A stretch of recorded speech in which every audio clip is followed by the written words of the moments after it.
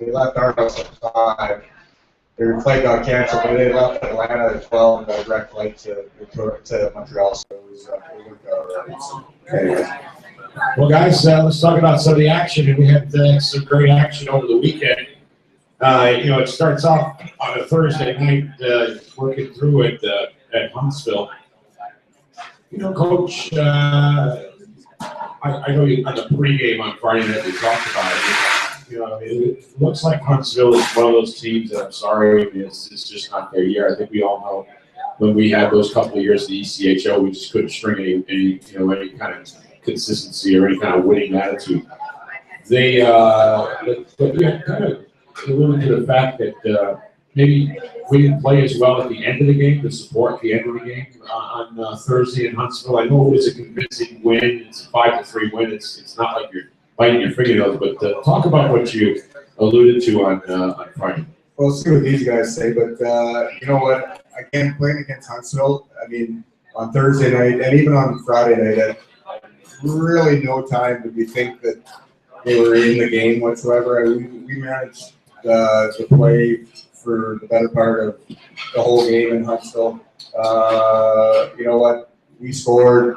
They scored to kind of come back or whatever, and then we scored 3 quick ones to make it. Was it 4-1 or the first game in Huntsville?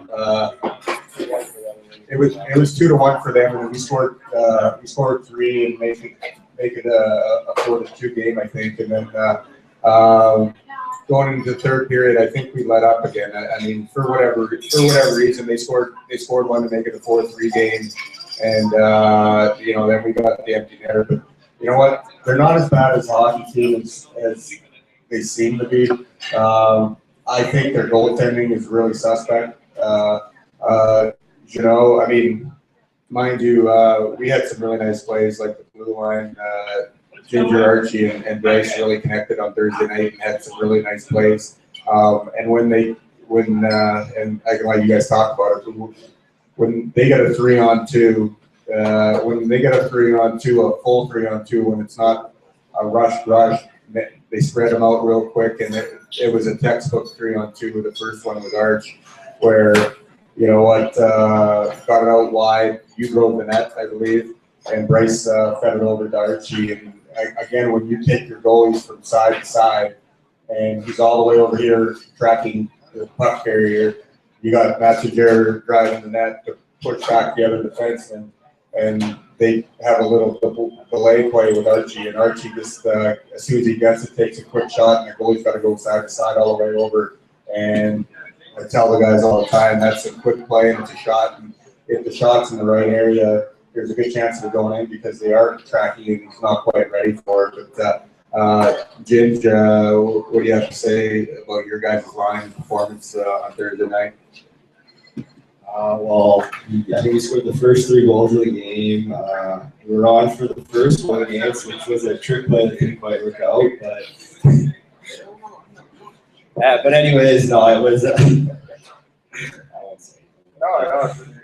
So Boom tried calling a trick play, and where one of the wingers hangs out at the one end of the bench, and then another guy changing comes at the other end, and we go for a breakaway, but that backfired, and they kind of scored on a loss. Well, either way, whether we ran that play or not, it would have, whether you were out there or who was out there, who was off, Bryce? Yeah. Bryce was off, and he was going to go on. And the play is you win the draw, and you shoot the left winger through and over to the bench, and he changes, and we throw a guy in behind the defenseman off the far end of the door, and we lost the draw. Bates still went out, and actually watching the video, Bates was interfered with for a good 2 seconds as far as the hook off the face-off, and it should have been a penalty right off that. But all 3 of Huntsville's goals ended up being kind of a scrum play where all of them were off of a shot and a deflection, and they ended up having an open net because of a deflection or something like that. None of them were great goals by Huntsville per se, They were all ended up being kind of rebound goals type thing. They weren't pretty goals, and that's how they score. They don't score a whole lot of nice goals type thing. So. Well, the Saints, take a 5-3 empty net, victory, kind of skate yourself home, and you got to go back to back and come into Columbus. Shannon, once again, Shannon's in that back to back. By the way, was that her fifth? Fourth straight game. Was that Shannon's fourth straight game? Of course, having the week kind of in between it, but you go back to back on Thursday and Friday. And this is a note. I thought Shannon's Avidos was just spot on Saturday night and Friday night. And one of the things that I got to say this, and I guess it works with any kind of goaltender. The more work they get, I think maybe the better they see the puck or the positionally sound. Yeah, I mean, we have great confidence in both our goaltenders, obviously. Owen's maybe had a little more of the lion's share, but Shannon the last couple of weeks has been, just like you said, usually spot on, and it was sure nice to play in front of her. Unfortunately, couldn't get her that shutout, but I think there's still lots of time left for that. I think, Huntsville, to me, doesn't remind me of a team that's ultra physical, but they came in with a little bit, I don't know if they were a little scared about the night before, or they just, just kind of wanted to mix it up. I know that Corey Bellamy and Levi Lynn, those guys spent more time in the locker room than they did on the ice. Well, that kind of started on Thursday. I mean, McGill was suspended on Thursday from a hit the previous week, and so it was really Belsey running around, and I really do like Corey Bellamy as a guy, as a player not so much, but as personally off the ice, he's a good guy, and you like him and all that stuff. But I mean, on the ice, Corey Bellamy runs around, and every hit that he makes, he jumps. Every hit on Thursday night, he jumped, he finished his checks, which I like that. But every one of them is a high hit and jumping into guys. And just about every hit that he does is almost a penalty, if you want to call it. It's a charge. And you know what? Between Levi on Thursday and coming back in, and I'm like, guys, somebody's got to step up and grab him, and he likes to scrap as well. I don't know if you guys remember this, but at the beginning of the year, I told Levi he had 10 fights. He owed me 10 fights throughout the year, and he owes me 6 more. And I'm going to call in one of those for Friday night against Bellamy. So I'd like to think you had watched, if you had watched Levi on Friday night, he played with an extra edge, and he was in Bellamy's face all night long. And I was talking with Levi after the game. He's like, yeah, it just never seemed to be a good time or this and that. And finally, he just kind of snapped and kind of went at him. And was it the right time? I don't know. But he tried. He really tried hard to get that one in. But you know what? With him playing like that, he probably played one of his better games. Or he probably had one of the stronger weekends of hockey with Levi. And I talked to him on Saturday night after our game. I'm like, man, you know how good you play, and just that you don't need to fight, but you need to play physical and be in guys' faces and protect guys. Don't be so passive all the time. That aggressiveness really helps your game a little bit. And doesn't mean to scrap all the time, but I thought he played phenomenal on Friday night. Well, all 3 games I thought he played really well. I mean, it was kind of evident. Also, I noticed that. Maybe it's just the bounce of the puck and the way it was working up. It got to seem to me that you're in defense, but it seemed to me that Levi got a lot of the offensive zone. I mean, he was actually, when he was on the ice, creating his own opportunities. Well, he just obviously was a forward up until this year. He's got all that skill set. He's got great hands and great vision. So I think he's a guy that's pretty comfortable carrying the puck over the blue line. One of the things that the Snakes did do. I mean, you got the puck in the net. You threw a ton of shots. As far as Huntsville was concerned, I don't think they had 20 shots up, or if they did, it was just barely over that, maybe a few at the end. But did we just stifle them offensively, or they just not shooting the puck? I don't really remember But I mean, they don't really have much offense going for them anyways. I think they have one or two guys who really like to shoot the puck and score, and then you got guys like Bellamy and McGill running around, and they're probably not providing too much offense. So, and when you look at us, we have 3 solid lines, and all 6 teams can carry the puck and make plays. So, I mean, it's really outskilled them for sure. Well, I mean, unfortunately, guys, I mean, you got the shutout going. Well, They didn't 48 left. even prior to that, I mean, McGill. Oh, McGill banging in the corner. Yeah, I guess McGill. I mean, you know what? You're on a hockey team. You're on a hockey team that has won 5 games all year. All right. He comes in 2 weeks ago. All right. I mean, he's played in our league for 4 years or whatever. So you are a veteran guy, but you're on a team that's losing. I don't know how a team can lose and run their mouth and act as tough as they do, and still lose and still have respect for yourself to run your mouth and chirp and run around and do what they do. And I'm like, you know what? If I'm losing 4-0, I'm getting, if that was me as a captain, I'm gonna try to run their best player, which I guess he did with Archie or whatever, and I'm gonna try to get in the fight, and I'm trying to get my guys to rally behind me, and I'm gonna be quiet about it, but I'm gonna go and still try to do that. There's no room to talk when you're losing 4-0. There is no room. I just don't know what goes through your head. So, you know what? Archie's in the corner, and Archie's running his mouth like he does, and he's creating energy or whatever you want, animosity or whatever you want to call it. And McGill goes right at me.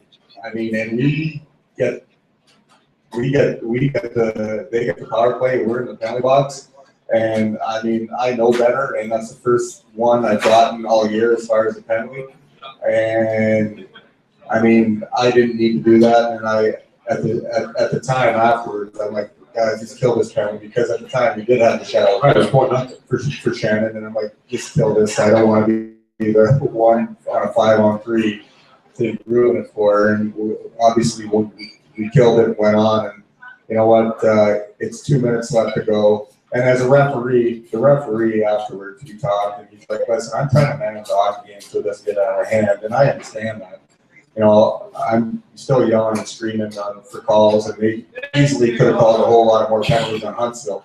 Going into the 3rd period. But he made some calls, and you know what? We got a power play with 2 minutes left to go in the game. And you know what? As coaching, I think we had you and Johnny out. You know, put a defensive defenseman out there with the power play. Maybe we should have just rolled our power play unit like we normally do and just go, and maybe that mistake doesn't happen. And was it a mistake? What really wasn't a mistake. It just happened to end up on the guy that could put the puck in that, type thing. So it's unfortunate, and we feel sorry for Shannon. And again, you know what? I'd like to say that Shannon is probably one of the more professional people on our hockey team, as far as, you know what? You could see that she was, not upset, but upset. But at the end of the day, she got a W and won, and that's really her concern. And it would have been nice for us to deliver that for her. And we got to get her one before the end of the year, guys. We order one after, last 2 weekends. She had 2 opportunities for shutouts, and we just couldn't deliver for her. Well, I just want to go back to the altercation with McGill. Joe and I are doing the commentary, and we said, I see that Johnny dragged Stefan out. So yeah, you grabbed the wrong guy. You grabbed the wrong guy. But he did do what he had to do in that situation. You got McGill going after one of your guys, and I thought, Stefan is also one of those guys. He doesn't really fight much. He's more of a scorer, or, whatever he wants to be. But that's old school hockey. I thought that was rather appropriate. It was cool that our captain did it. Yeah, no, I just would have liked him to grab the other guy and grab him off of Archie and tune him up or whatever. But Yeah, no, I mean, we have that. We've had that over the last couple of weeks, and even all year long. These guys sticking up for each other. And if you look at the team, and Joe was talking about it earlier with us. I mean, without Robert Davis here, without having a true tough guy per se. I mean, if you look down our lineup, I mean, I think everybody, not everybody, but just about everybody on the team has had a scrap. You know, 8 or 9. You know, so you know, I like the fact that we're a team tough, and everybody is willing to do it, and we don't need to go look for it. If you want to play that way, we'll play that way, and anybody, Ginger can handle himself, Willie can handle himself, everybody can handle himself. So I really like that going down the stretch. Well, we'll move over to Saturday night. I like to say there's certain games that, you know, ESPN has that little coin ESPN Classic. That was a great hockey game that we saw on not only the Legends going on before that, but then the Louisiana game. Because I mean, there are a couple of teams in this league, particularly Louisiana. I'll just say my favorite team to play against is Louisiana, because I always think they have the same kind of attitude that we have. You know what I mean? They're classical kind of good old school kind of hockey mentality. Yeah, they're pretty talented, but you know what? I'd like to think we're just a step up classier than Louisiana. I mean, and I say classier, and I don't know, you guys tell me, are we dirty? Are we cheap to play against? I don't think we're cheap. I mean, there's rarely any games where we spend more time in the penalty box than other teams, so I wouldn't say we are. Do we stick that? I do sometimes, yeah. Maybe not looking at the right guy at the right time, or maybe some of us are a little better at. You were a master at being able to get away with the stick here and there. I don't know. I just look at our guys and how we play. Very rarely do I see one of our guys stick a guy or a late hit. I mean, we hit.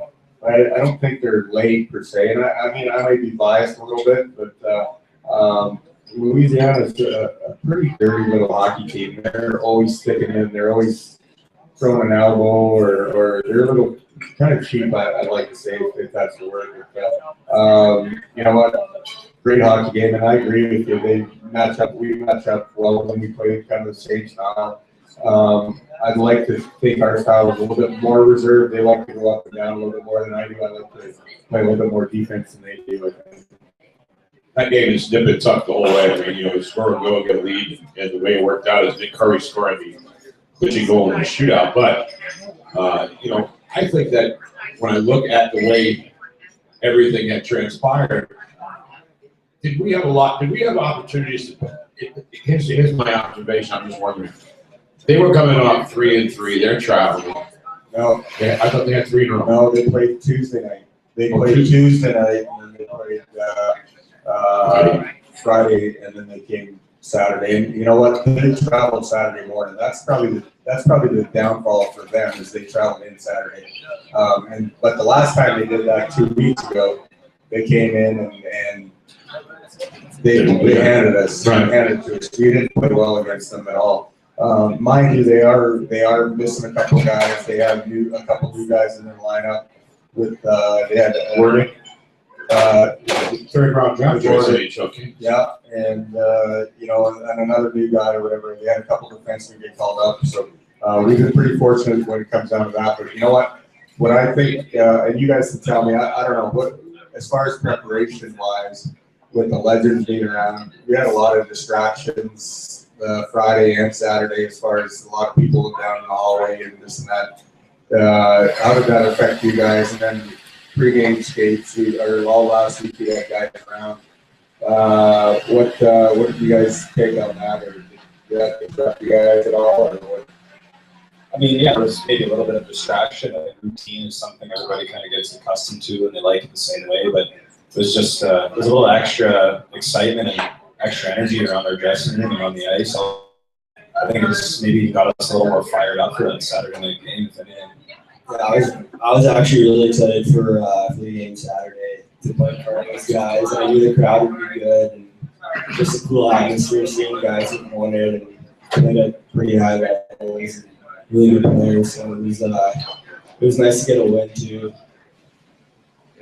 That's our first win on Legends game, I think. I don't think we won on Legends night before. I mean, we've done it, I think, three times now or 4 times. That's the first win we've had on that night.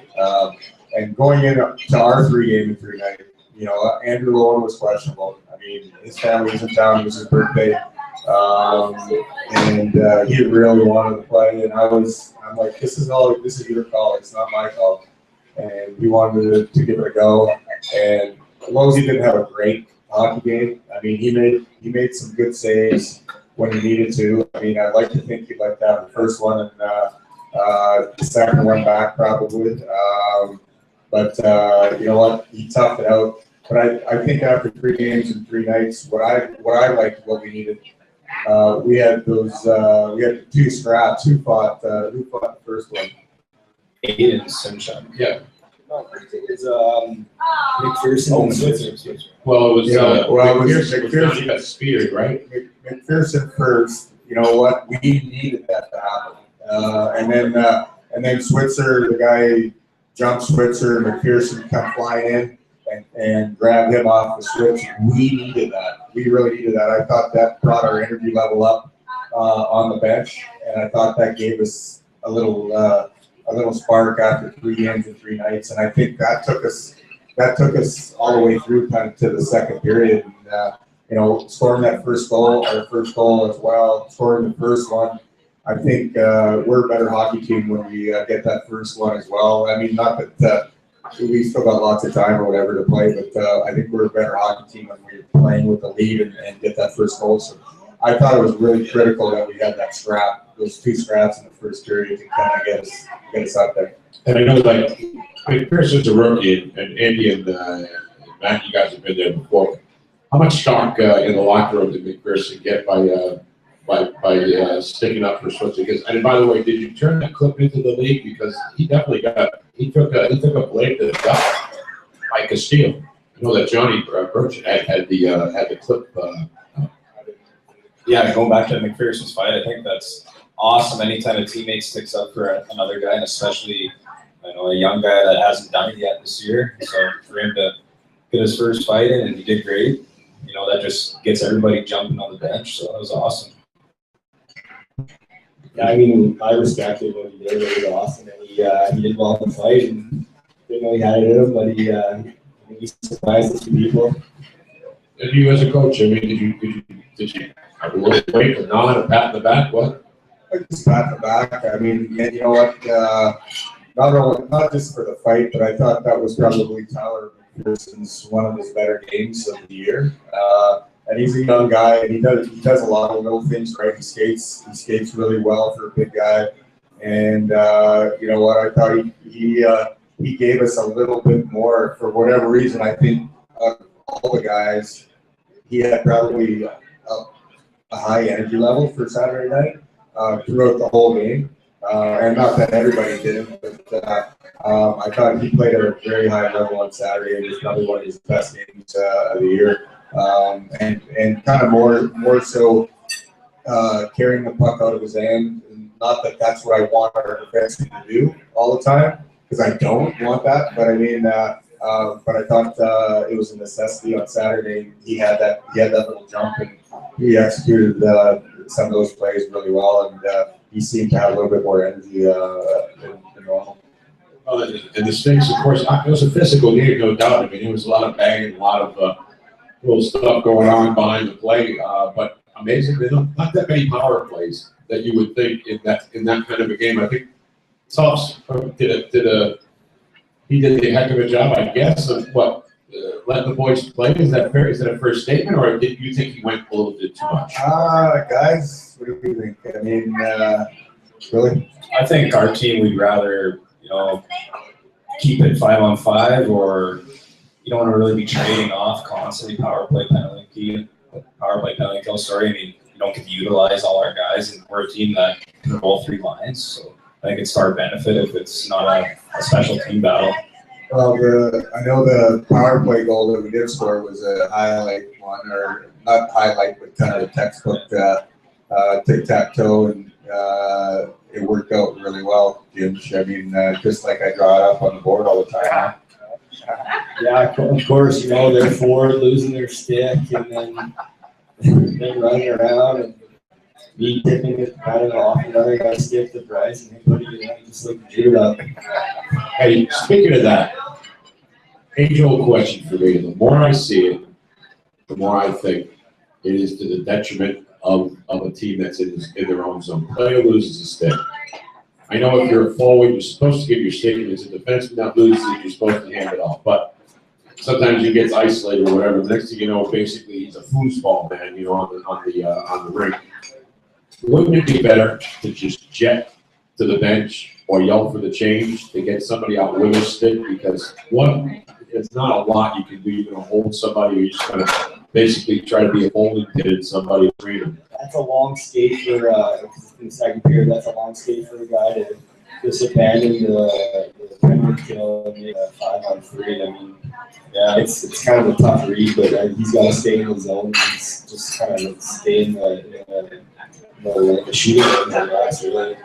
Yeah, no, it's so critical. And the goal that we scored on, it was the defenseman that broke his stick. I mean, for the forward, and we've done it a couple times where he broke his stick on the penalty kill and he's skating around with no stick and our forward has a stick. It's got to be automatic. It's got to be automatic. And we haven't had that conversation in our locker room, but I mean, I guess that's bad on my part, thinking that they know that when that happens, that has to happen. And the forward just hands the stick to the defenseman. The defenseman, they can tip the play down through the crease or all that stuff. A forward up high can get in the lane and still block a shot or still direct the pass somewhere where it needs to go. And for them not to do that is just crazy. But luckily enough, and to your point, yes, it wasn't drawn up exactly like that. But to your point, on a power play, our job is to get those guys running around. Most penalty kills, you stay in your box, you stay tight. Our job on the power play is to isolate those guys and get them running out. We got to go in certain areas and get the puck in certain areas so we can attack from there. And once I attack, I draw this guy out, and then I move the puck over somewhere else. He's out of position, and all of a sudden, one guy is undisciplined in what they're supposed to do, makes another guy do something that they're not supposed to do, and then you have them. And that's what we're trying to accomplish. And actually, Louisiana probably is one of the most undisciplined teams. I mean, they have a pretty good penalty kill, but they're probably one of the most undisciplined teams as far as their system wise, what they're trying to accomplish, in my opinion. I mean, it's the one thing that Joe brings out the stat. I think we were undefeated while leading into the second period, and I guess we're still undefeated while leading into the second period. But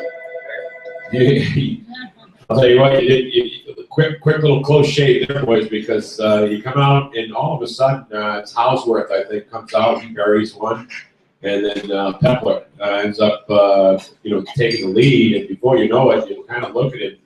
You almost feel that the energy of the building kind of gets sucked dry. All of a sudden, the Snakes down 4-3. What was your reaction at that point? What was your guys' reaction? That's a better question. Oh no, not again. We were.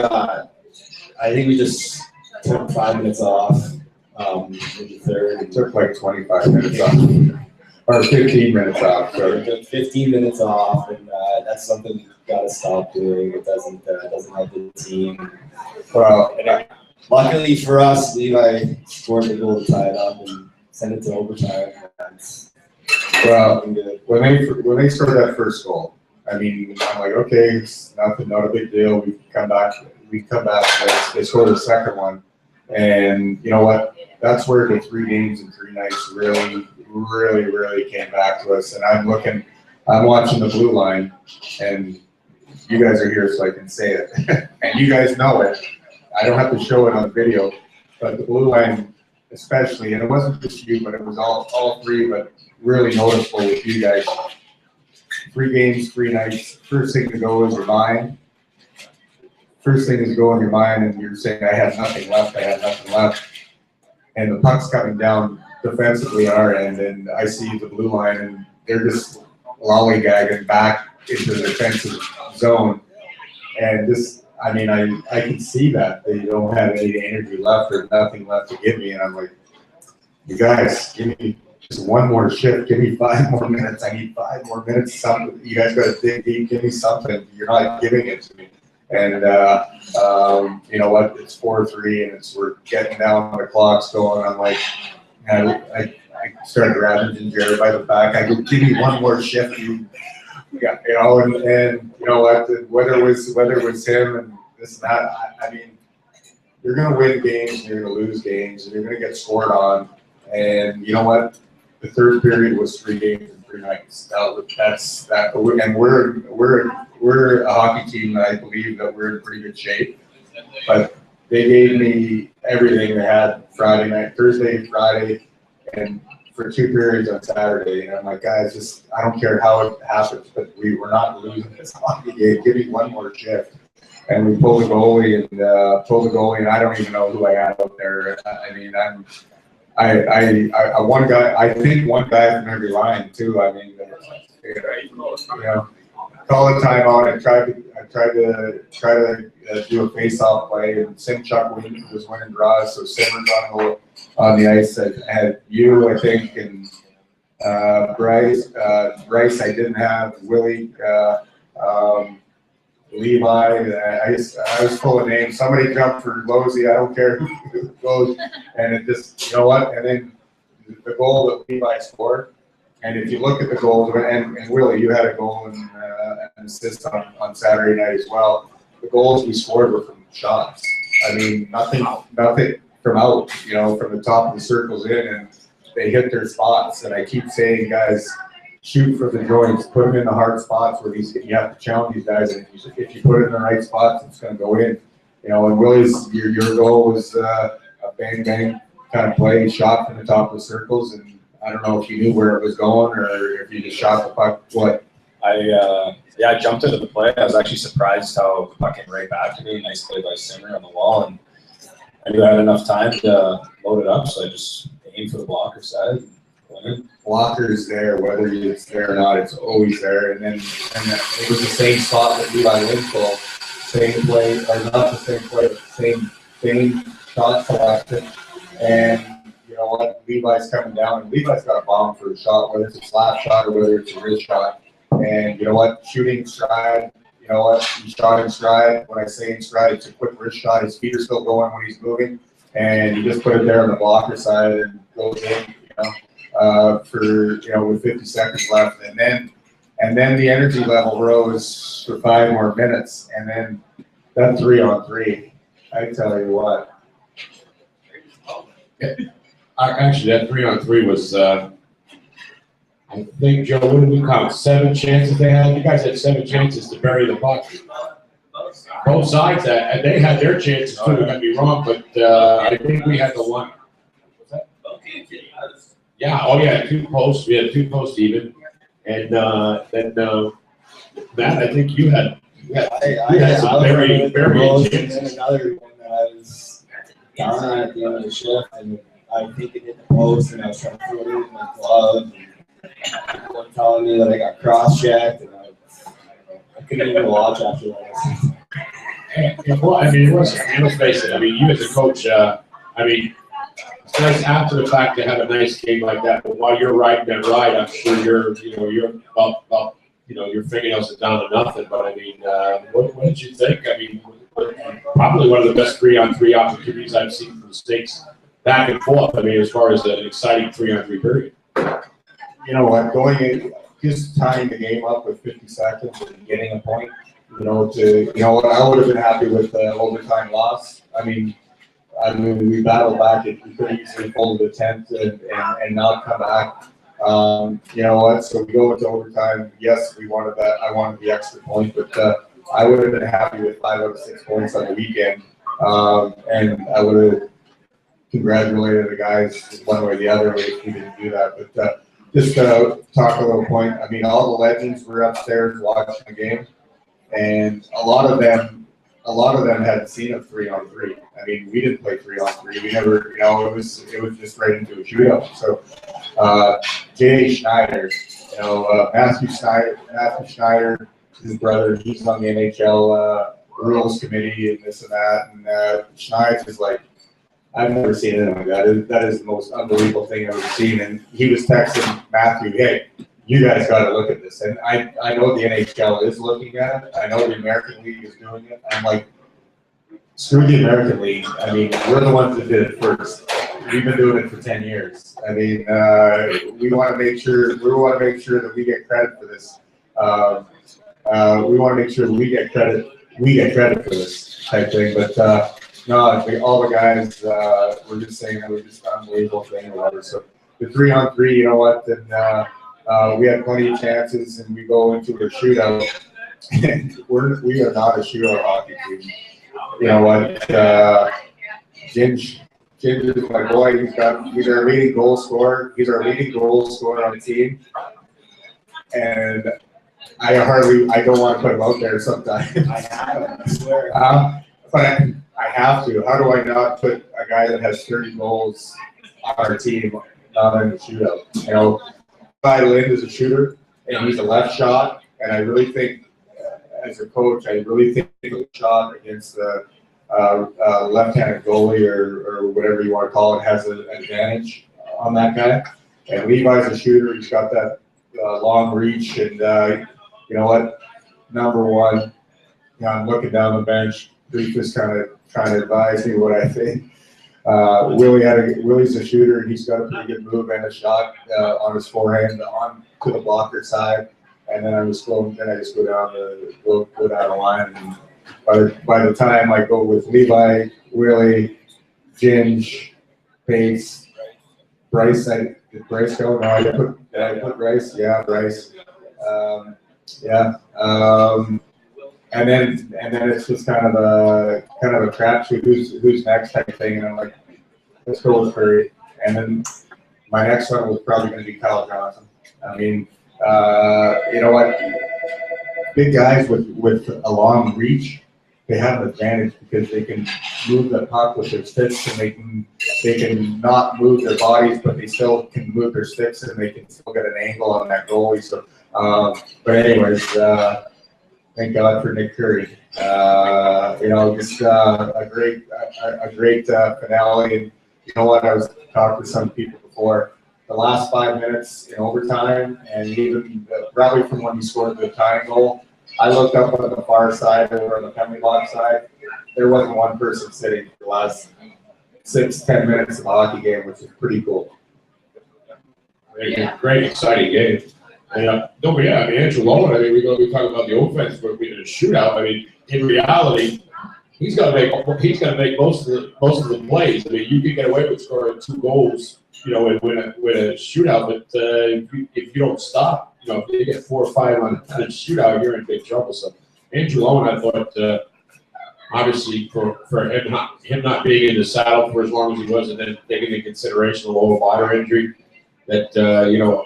Who knows what you're going to get, but I don't think it looked like he missed the beat. Well, as a shooter, and I don't even know, I'm sure there's some type of statistical thing. Who's got the advantage in the shootout, the goalie or the shooter? Goalie? Really? Why? I mean, so you tend statistically, I mean, the goaltenders make more stops on a shootout statistically than a scorer scores on a goalie. 12 shots and 3 goals. 12 shots and 3 goals. Because we do juice boy, you guys screw around on juice boy all the time. I think Lowen's pretty good on shootouts or breakaways. I mean, he's proved it again. A breakaway is different than a shootout. I mean, personally, I mean that's my opinion. I think it's because it's a lot of times, like, you know, you talk about Sean Bates don't have all that time to sit there. Okay, I want to go top corner. Basically, on a shootout or on a breakaway, you're going to take the shot of pretty much what you got. I mean, it depends how the defenseman's chasing you or how the lead players. But in a shootout, it's a little more. I think it's a little more, you know, tough on mentally. Man, I mean, you've done it, penalty shots. You get a penalty shot, say it's a shootout.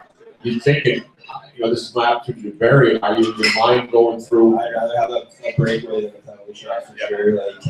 Like, in the shootout, I knew I was going to do that move, and regardless if he was there or not. I was thinking which I probably shouldn't be thinking about moves before. I should just whatever's there, try and. But You're a player. I mean, you played in the shootout era. Did you? I mean, you have to. I mean, did you? I mean, the times that you shot and you were in the lineup for the shootout. How do you remember going back to that phase of your career? Well, I had my one move, or I had one or two things that are going through my mind, but I mean, I know Ginger says he knows what he's going to do no matter what. He's going to do the same thing. On a shootout, in my opinion, you can't commit to one play.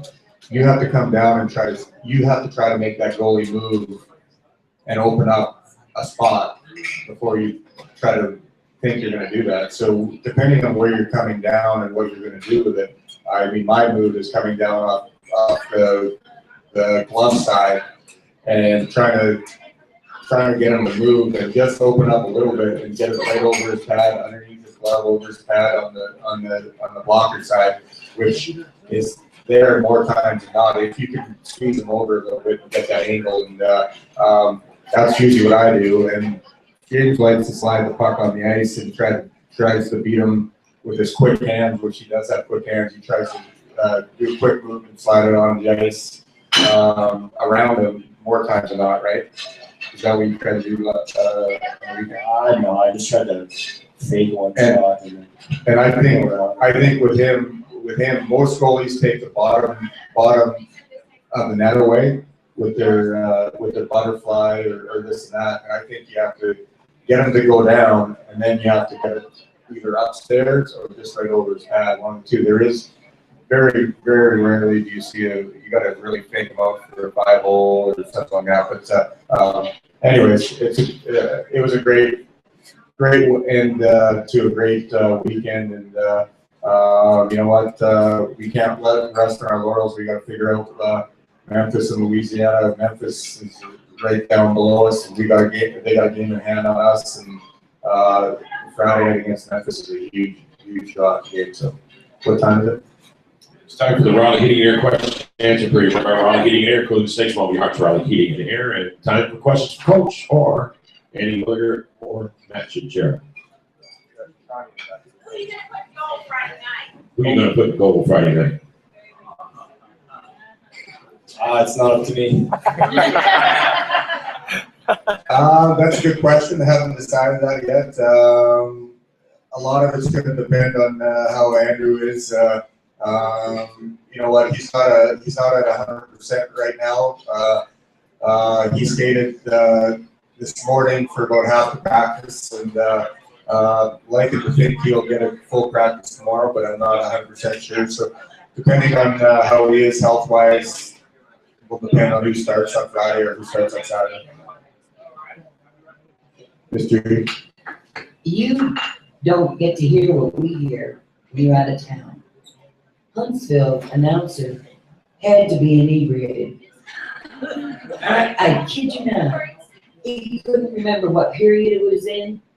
You know, they showed the scoreboard the whole time. He would say there's 16 minutes and 17 seconds left. It was 6 minutes and 17. The names were all messed up, including yours. Picard. He said Picard was going to Captain Picard? hit them on the butt. Yeah. It was ridiculous. I've been called worse, I guess. Especially in Huntsville. Yeah, Shannon was 80 though. Yeah. I'll shoot Keith an email and ask him about his announcers. I'll tell him, and I have it on. I should have it on CD so he can listen back to the game. It was no sound. Okay. No. So I figured he was really getting there, and then he just screwed up all Maybe he needed to drink because they're not doing so well. Any questions for Coach Joe?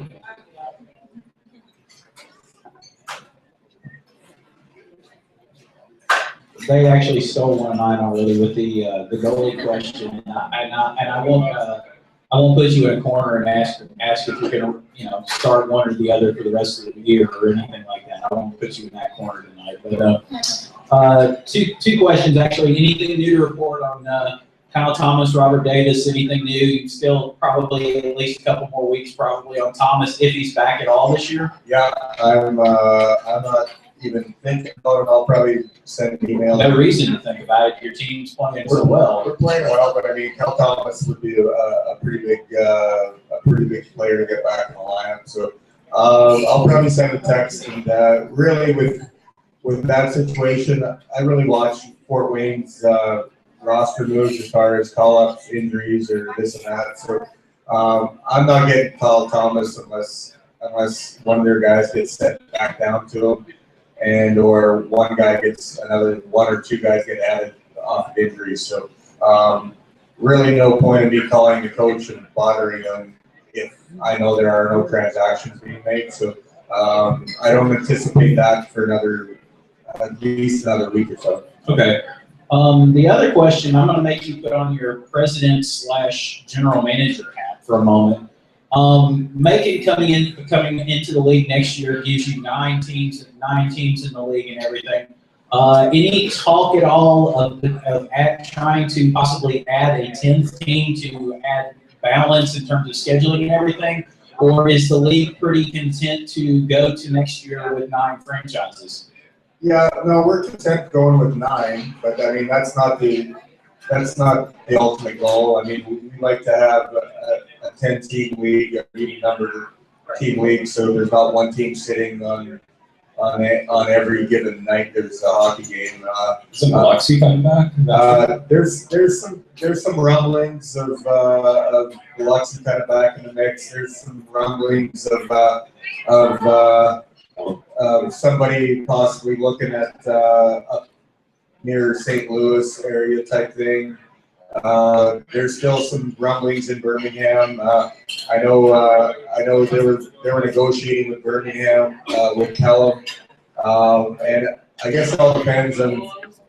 In Pelham, they would have to do they'd have to do some renovation in their arena to get to like 3,000 seats, and then they could kind of pro hockey worthy type thing. So there's still some talk. So I wouldn't rule out 10 teams quite yet, but at the same time, we would be all right with 9. I mean, the most important part of our league is making sure that we don't bring in another team just to bring in another team. It has to be a good owner, a good situation where we know that they're going to be viable. It makes no sense to bring a team in for 1 year or 2 years and they're gone. You know, we want good, healthy franchises and organizations to help our league stay solid and be a solid league moving forward. You did get Birmingham though, Coach. I mean, would it not be a natural to see Knoxville, Fayetteville, Columbus, Macon, and Birmingham, and then in the East Division, and you throw out which was always kind of another division, Pensacola that way? Well, then you can't really go east-west because Fayetteville would be on the east side, and you know, I don't know. It'd be interesting, but the goal is to have 10 at some point, and you know what? If moving forward, we have 9 going forward next year. There's some talks, probably not for this year. We could. There's some ownership groups that are looking for 2 years down the road in 2017. Anyway, any other questions? Oh, another one, Connie. I want to ask Matt a question. When you got tackled by that guy, and I guess it was Tyler that fought, why did he tackle you? When Matt got no, that was Mike Switzer that got jumped. Matt got tackled in the overtime period right at the end. He got hammered, which you know what? At the same time, we gave up a 2-on-1. Sean Bates breaks his stick over the guy's leg or stick or whatever on one side, and then 30 seconds later, Ginger gets hammered down right at the end of overtime, and pretty nasty hit. It could have easily been a power play with 30 seconds left to go. I think in overtime. Penalty shot. Well, I don't know if you would call that, but at that point, the referee had put the whistle away, and he was not going to call a penalty on either team. We could have got away with murder out there, I think. We did. You know, well, and we did. We did. I'm saying, and I like it better that way. You played your old school. Your day, they blew the whistle over. Macholi was yelling. Oh, Macholi was yelling over there, and I'm like, yeah. Anyway. Done? Oh, Macholi's always yelling. Attendance this year, you know what? I think our numbers are up from last year. Not huge numbers. I mean, I'd like to say that, you know, we're averaging 400 or 500 more per game, but I mean, I think last year at this time we were probably right at 2,700, and I think right now we're right at close to 3,000 a night. So, you know, I think we're trending up, and it's been all right. Not where we want to be. I need to be right around that 3,200 mark. I think is where I'd like to be. And you know what, you can't build it overnight, and I think it's coming. I think we're doing a lot of good things to do that. Miss Judy, yes. There was a fellow sitting up there, up where the roof that somebody told me was a new fellow that might be coming here. And he's wearing a suit. Oh, you want to? You know, spies. There's spies everywhere. I mean, there's nobody here. I got no guys. I do have a guy in town that came in on Wednesday night. His name is Ben O'Quinn. With Kyle Thomas not in the picture right now, I thought it was a good time to bring maybe a guy in to just take a look to see what type of player he is and see if he could help us out, which at the same time, I don't want anybody on my hockey team to feel nervous, but maybe they should a little bit. You know what? My hockey team is rolling right now, and I'd be happy to go in the playoffs with what we have. But at the same time, you never know what happens as far as injury-wise. You know what? Tommy Maldonado skated with the Legends. I mean, he skates with us every day. You know what? There's a security blanket that it's nice to have in case one of our defensemen gets injured. And I know I don't have to go anywhere because I know I have quality defensemen sitting here. And kind of the same thing with Ben O'Quinn. You'll probably see him this weekend. I'll probably sign him to a 3-game tryout and give somebody a rest if they need it. And I know nobody on my hockey team wants a rest. But at the same time, I think it's a valuable tool, and I think I need to check them out. Any other questions? Well, we do have a trivia question. You got one? Got one. All right. We'll go back to you. Most everybody in here I know has been around for a long time, so I don't feel bad. And I'm not saying age-wise, I'm saying with the team. So here is the trivia question. Ole Jenstad was in the Legends game. Of course, you remember Ole Jenstad here. Remember $25 gift certificate for TGI Fridays. He sat at the far blue line the whole game. Yeah. He cherry-picked the whole game. He sat there at the far blue line just waiting, not exuding any energy whatsoever. Kind of matching Jerry's like at the beginning here. You got to do a little of that. At the beginning, you change your game. If you're a 50 goal scorer, you got to do a little of that. Right here. He's not here. He's Canadian. He's Vernon, not Vernon, somewhere over there. That person. Well, the question is first one, raise your hand if you have the answer, then we'll just go to you. The first one, what was Ole Jenstad's number when he played here in Columbus? His number? Huh? What was it? 61. Oh. Who did? What's that? Who did? Raise your hand, though. I didn't. I'm sorry. I was so Don's hand and I went that way. What about you? You want to flip a coin? Did you know what the answer was? Miss What Donna. was it? What was it? Miss Donna, were you first? Was Miss Donna first? Let's Indian wrestle. Let's Indian wrestle. Yeah, and you know what? Ole Jenstad wore 62, and I have not heard the end of it. Ole Jenstad was a late addition to the lineup. Michael Macholi was supposed to come, and he backed out, and I couldn't get a number 1 in to change the jersey. So I can't help it if he didn't tell me he was coming until last Monday. And that's why. And then I had another one, Jimmy Cresties as well, was wearing number 10. Tim Green was supposed to come, and he backed out. He's coaching a hockey team, and to be honest with you, I think his wife said no. And Jimmy was coming in, and actually Jimmy has a really bad hip. He had one hip replaced a year ago, and he's got to get the other one. And he goes, I don't want to play. I just want to come out and be around. So I'm like, okay, you can coach. And I'm like, I got an extra jersey, so if you want to play, please, I would love you to be out there. So that's why he was wearing number 10. Yeah, he was untouchable anyway. So I knew I wasn't going to hit him. I had my targets: Brock, Wilson, Douglas. I know. Anyways, it was it was a great weekend, and I know everybody likes to see them, and I don't know if it's the right thing to do is to do it every year or every other year. I like every other year. It makes it a little bit more special, I think. But every other year we get 1 year older and 1 year slower. That'd be 2 years old. Yeah, or 2 years older. So, and I still have a really good a want that I want to play Huntsville. We would do a home game in Huntsville and then have those guys come over here. And I would be wearing shoulder pads. For real? Shoulder pads. Real hockey game? Yeah. Jeez, that'd be worth sellout. That'd be a sellout in both buildings. We're gonna work on that because it would be something to see. You just want another crack at the Gerson company. Although it would be great to see what Jonathan Dubois looks like. Dubois is the guy. Dubois is in my wheelhouse. Dubois is in my wheelhouse. That's Dougie's guy the whole way. But anyways, now that's in the works. And you know what?